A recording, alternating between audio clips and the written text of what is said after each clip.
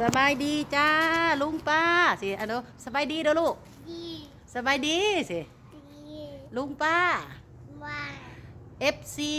ป้าน้อยสิ FC ป้าน้อยเว้าเด้อลูกสบายดี FC ป้าน้อยเว้าเด้อ FC น้อยเพิ่นเด้อพี่น้องไปมาสิครบเร็วบอกให้เร็วไปเลยเล่นไปว่าไปกินข้าวมื้อนี้หันแม่น้อยเข้าสวรรค์กับเสี่ยวจอยเด้อพี่น้องเด้อเสี่ยวจอยเพิ่นมาเล่นน้ำแม่น้อยก็เลยว่าพาเข้ามาเวียกอันเพิ่นมาแต่เวียงจันทน์เพิ่นมาเวียกเพิ่นพี่น้องอย่าลืมไปบ่แม่นมาเล่น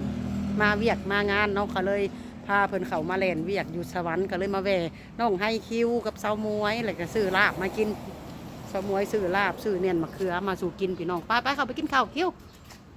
และอยู่หลังบ้านพุ่นแหละพี่น้องเอ้ยน้องให้คิวนำ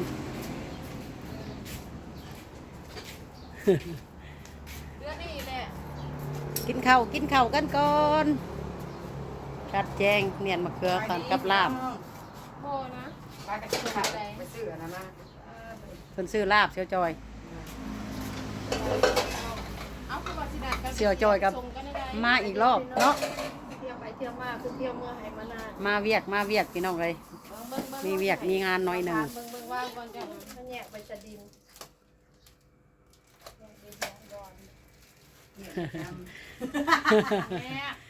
ไม่ไหวที่เท่ากับเด้อเขาเดียวแยกดินแยกดอนพี่น้องทุกคนเอาบ่กินข้าววะเอาการห้องเอาบ่วงเนี่ยเฮ้ยไปโทรศัพท์เพ่ คือบอกไปนั่งกินอยู่หน้าบ้านบ่นั่งอยู่นี่แหละเนาะนั่งนี่แหละนั่งอยู่นี่แหละจ้ามาพี่น้องมาบัดนี้มาลาบซีนเด้อพี่น้องเด้อลาบซีนกับเพียนมะเขือพาเสี่ยวจอยมาแลนเวียกแลนงานจักเล็กจักหน่อยเนาะโอ้เพิ่นก็ใส่เสื้อชุดคนขี่รถมาแต่เวียงจันทน์โดยเฉพาะไอ้พี่น้องเลยฮิวเนาะเปลี่ยนเฟซใหม่ละเด้อเฟซเก่าหันจะเขาเอาไปใส่เราจักเขายืมไปใส่บู้สิเขาแฮกโดยเฟซเก่าเราเพิ่นเปลี่ยนเฟซใหม่แหละพี่น้องให้เพิ่นว่าหากซื้อยังซื้อเฟซตัวก็ซื้อเก่าหั่นล่ะว่าคือเก่าหั่นแหละแต่ว่าเปลี่ยนรูปโอเคเสื้อขาวโจมคันนั่นแหละเสื้อขาวโจมคันโจมคันคันเงินคันเขาน้องมาดิพี่น้องเลยจับไปติมมาจ้าทุกคนมาแล้วเขาคิดกินกินข้าวกินน้ำกันเด้อพี่น้องเด้อมาได้ขาป่องขาเก่งเลยมึงเดี๋ยวครับป่องมานำกินไม่หน่อยหมูเสาหมอยนี่กันหมูเสาติมคนงามนี่กันหมูบังว่างไม่เอ็มมี่โทรมาว่างไม่เอ็มมี่โทรมานี่บอกบอกอิ่มแล้วคอยกับพี่น้องเลยนี่ขาป่องขาแก่งเลยใส่มือแหละลูกค้าโทรมานวดค่าประจำบ่ได้เอากินข้าวกินน้ำเรียบร้อยเลยเด้อพี่น้องเด้อบันในกะซีเว้าพื้นกันพี่น้องเลยบันนี้มีตำรวจไม่ได้มีตำรวจมนุษย์กบบนหมวดนี้เนาะพี่เลยใส่แว่นจุดมาหน้ากระจืดใช่แล้วพวกมันว่าไปกับพี่น้องเขาเคยเห็นคนใส่แว่นหรือจุดหน้าจืดได้ยังใส่แล้วมึงจะใส่แล้วก็หนักไหนก็หนักใส่ก็จริงเลยใส่เกสรอันนี้มีเบิ่งก่อนสิเราไปเอาแว่นมาใส่ก่อนเฮ้ยใส่แว่นเป็นดิเขาเห็นมานั่งอยู่น้ำทางบนทางมันงามแต่อีจ่อยแล้วมันเป็นคนขี้ร้ายไงมันงามเลยจ่อยมันทายหยอกก็ยังบ่มีเด้อเสี่ยวเอ้ยสร้างมันบ่มีก็หนามันนั่นน้อยเรื่อยๆใส่แล้วเบิ่งเขาใส่เอาเบิ่งลาบได้แต่เขาใส่แว่นจังบ่จื้อนะปานใดนะพี่น้องใส่กันเด้อเนี่ยเอาจนไหนแว่นไม่น้อยแฟมิลี่มาอีกงามแม่มวยเลยเนาะแว่นมันงามเนาะเอาอีโบมันแพงอันนี้14,000กีจี้ตาเลยได้พี่น้องแล้วบ่แม่นแต่2ตาว่าสิมัน500 บาทถูกมั้ยแว่นค่อย500ก็ซื้อแว่นกีดก็ซื้ออยู่อันเวียงจันทน์เซ็นเตอร์อันนี้14,000กีเปิดได้1มันก็งามเลยมันก็เงาตาดิกันแดดเอาใส่แว่นเจ้าดิซ้ำนี่พลังบ่มักเนาะซ้ำนี่เนาะพลังบ่เอาบ่พลังเอาแล้วพากมาให้เรื่อยๆยกตัวให้ตัวพลังเอาพลังเอาไฟหนังมามันเนี่ยเป็นฝรั่งได้บัดเอาแม่พี่น้องนั่งพลังบ่เอา ไหนกระ บุญ เป๋า บาสนา พี่น้องเนาะ เล็กคุไปเลยพี่น้องกระเป๋าก ระเป๋าเล็กคุไป ก เล ระ ย เป๋าเจ๊จ้อยเล็กคุไปเลย กระเป๋าหมาเอา กระเป๋ามาเอาแล้วเวียกแล้วนะพี่น้องเลยเขาก็ได้มานั่งพักผ่อนก่อนอาณาเฮือดสมวยจะนางหลายหลายนี่เองเอาเลยพอแหละ ก เนี่ย ระเป๋าทองได้นี่กระเป๋าอัน เย็น ข้างใน บ่เนาะ นี่ข้างในนี่เด้อ เย็นเนาะ เฮ้ย เอ็น ข้างในนี่มีครบชุดเด้มวย ห้อยเครื่องหัน เอาตัวดิน เอาเลยเอามากินนะพี่สะ มันดี นี่ข้างใน มันตัว นี่ ดินแห้งนะกินบอกมัน ม ไม่ วย ขวดเลย นี่ยานวดนี่เด้ข้างในกระเป๋านี่เด้อ มาบอกว่าเนี่ยมาบีบบ่าไอ้เนี่ย โอ้ยานวดนี่เด้ยาน นวดนี่ มีครบชุด โอ้ยมาแต่เวียกจันเซ็นเตอร์ครับนี่ ยาดมนี่เวลาเป็นวินนวดเมื่อยแล้วก็ดมแล้วบัด คนอื่นมีแห้งมาตัวเองสิตายพี่น้องเลย นว แม่ ด นเล แล้ว ย แล้วก็เด้ หมอนวด หมอนวด อันนี้น้ำหอมมอนอันเบาวินนี่นะหอมแถวหอม มาฉีด อันนี้ดิสติกทองคำมันอันนี้จูบบุรุษ ห เพิ่นว่า อมหอม โอ้ก็ถือว่าสมแต่ว่ามันบ่คิวมันบ่คิวคือดิสติกอันอื่น อันนี้ลิปส แต่ ติ ว่าก หอมอยู่ดิสติกอันนี้นี่นะแม่ว่ามันธรรมชาติ โทรศัพท์ใครดังน่ะตรงแจงตรงแจ ไป ง นี่แหละเนื้อขอท่าอันนี้ เอ้า สลิดสติกทองคำ อันนี้ ข อะไร องอันเบาวินน่ะเด้ซิงโซ่งเด้มิได้ขึ้นวันสิได้วีโก้น้ำเพิ่นฉลองเงิน100 ล้าน ได้ซะอันน่ะลิปสติกเนาะ อันโชคดีครั้งต่อไปก็ย่ามันดอกได้ดี กระแม่นเลยเดวินครับเดี๋ยวเขาเขียนสวินครับ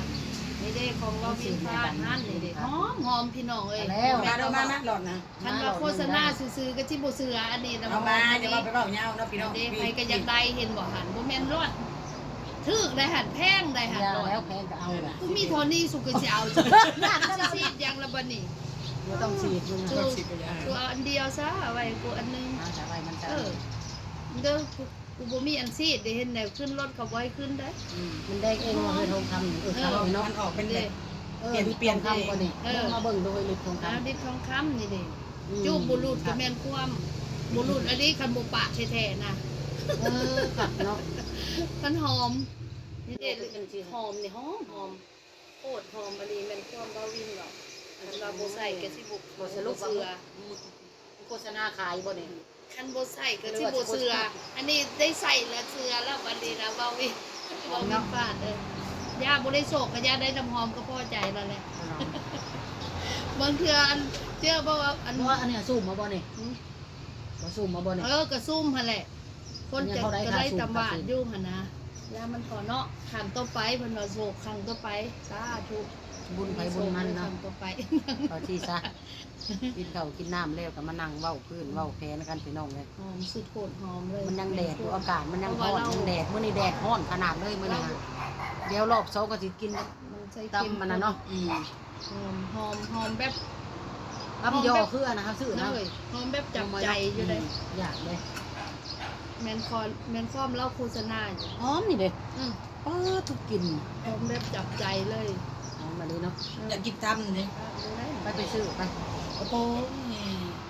ไปชนะก็จอนี่หันลุมขี่ซื้อเงินเอาลงไปแล้วแม่ อย่า ขึ้น มาใส่นะตากแดดนี่นะ นี่แต่ ก็นั่นที่ได้ หันลุมมันได้หันลุมมันได้ กัดคอยบอกให้มันแล้วก็เมื่อยแล้วก่อยเงา เป็น เลย ตาแซ่บ ลุมแล้วก็หันลุมนี่แล้วนะนี่ลุมเพื่อนลงไปแซ่บแต่ก่อยหูเรานี่ลุมเพื่อนคนลงไป โค้งขึ้นกบดูขึ้นมาหั่นแล้วก็แมนเลย บ่ได้โค้งดอกเจ้าเสร็จต้องขี่ลงซื้อกันเอาเลยบ่ต้องขวบทางขี่ในคอนกรีตลงเลย ที่คนกรีดนี่เลย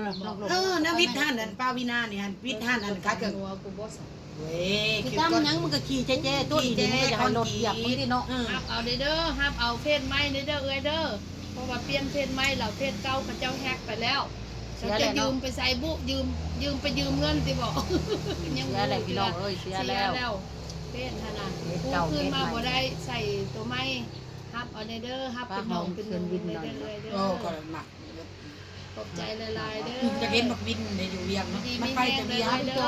บ่เห็นดอกมันมาเป็นช่วงบ่ได้เห็นมันในโชคดี บ่ได้ล่มก็ขอ มันอยู่กรุงเทพบริษัทใหญ่มันประจำที่กรุงเทพ ขออวยพรให้เอื้อยอยู่ดีมีแห้งเด้อหมดทุกคนพี่แอดแน่แล้วก็เอ้ยเจียแน่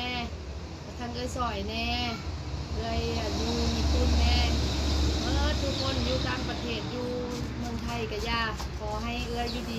มีสุขภาพแข็งแรงเด้อมันยืนเด้อแม่จอยบ่มีหยังอวยพรให้ขอให้เอื้อยมันยืนไปทางใดก็ขอให้ตลอดปลอดภัยเด้อเด้อ นี่แหละพี่จ้อยก็มีแต่แบบนี้แหละบ่มี น้อย ห ก็ ยัง ยังข้าวไว้พร้อมอยู่พี่น้องเอ้ยอวยพรแล้วก็จริงๆได้หยังแล้วยังเว้าหลาย อวยพรสาเสียใกล้ๆให้น้องครับไว้แล้วแล้วก็อวยน่ะ แล้ว เอาล่าเลยอวย อวยหลายเทื่อหลาย FC มีห อ่ะ ยังก็มีหยังก็ย่าแม่จ้อยขนาดเป็นคนแบบอยู่ในใจเสมอฮู้บ่ฮู้ ตาย อ เอา ยู่ ละไทยมากเลยฮู้กระหม่องเลย ที่น้อยอีตายมากที่น้อยอีจอยมากนาวิทย์อีจอยแล้วอีตายมาดิฮะพี่น้องเอ้ยฮะไอ้เฮ้ย รถนั่นแหละหม่องกระหม่องบ่กรรมทุอันนั้นเพิ่นบ่ได้มา โอเคพี่น้องเฮาก็สิได้ล่าเนาะค่ะทุกคนเนาะบัดนี้ไปก่อนเด้อคลิปนี่นะพี่น้องเด้อพอกันคลิปใหม่นะจ้า